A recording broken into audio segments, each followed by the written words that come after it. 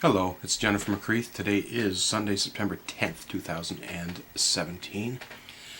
Specifically turning this camera on to address the St. John's Native Friendship Center, who held a forum on the 7th. Unfortunately, I was not able to attend.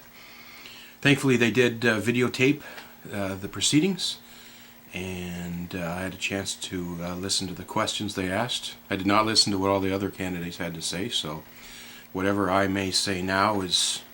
there's no attempt or plans to steal any of their ideas, although I suspect by the huge turnout I saw that a lot of us will be on the same page. Truth and reconciliation. Obviously I'd heard a lot about it, but until I saw the video Thursday night, I had never actually gone out and read it. So that's what I did this weekend. I found the document. 20 full pages, 94 recommendations with over 300 bullet points. I gotta say congratulations to whoever put that report together. While not necessarily knowing a lot about the challenges and problems faced by the Indigenous community, reading the report gave me a sense of what a lot of the solutions are, and based on that I can only imagine the challenges of some of the problems, and I learned a lot. A lot of things I did not know, a lot of things that I found quite upsetting and made me embarrassed in many ways to be Canadian, to be honest. And I think the question was, what role does the city play?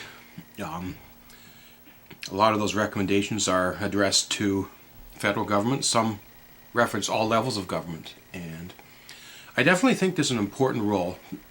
The city, we got our fingers on the pulse. We're close down, and we perhaps more dealings with individual people and individual issues perhaps than other levels of government. So I think there's definitely a role to play. I'd like to see some sort of a working group established, which I believe is in the report.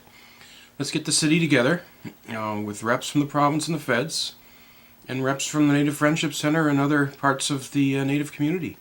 Let's sit down, let's look over this report. Let's address, okay, well, what have we done? The report's a couple years old, I believe. How far have we come on some of these recommendations? Which ones have we not been able to address? Which ones can we take on directly as a city? Which ones would our role be more of a supporting thing? One of the most powerful tools is moral support.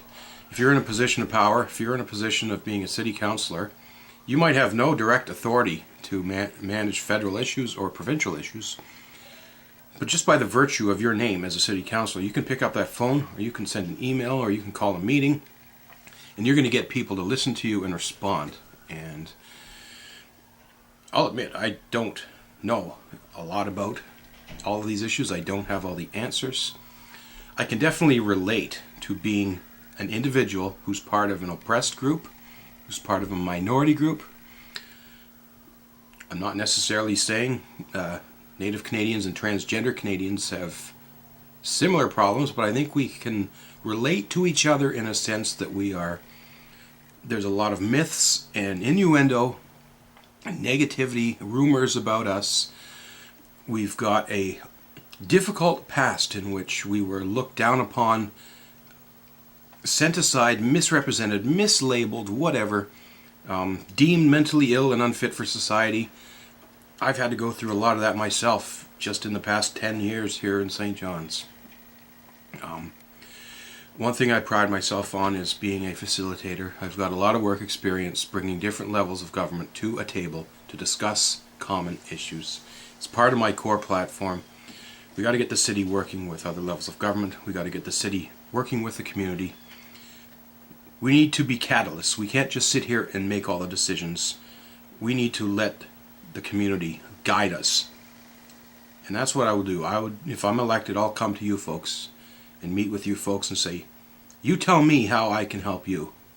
And I will then take that back to a council table and do whatever I can.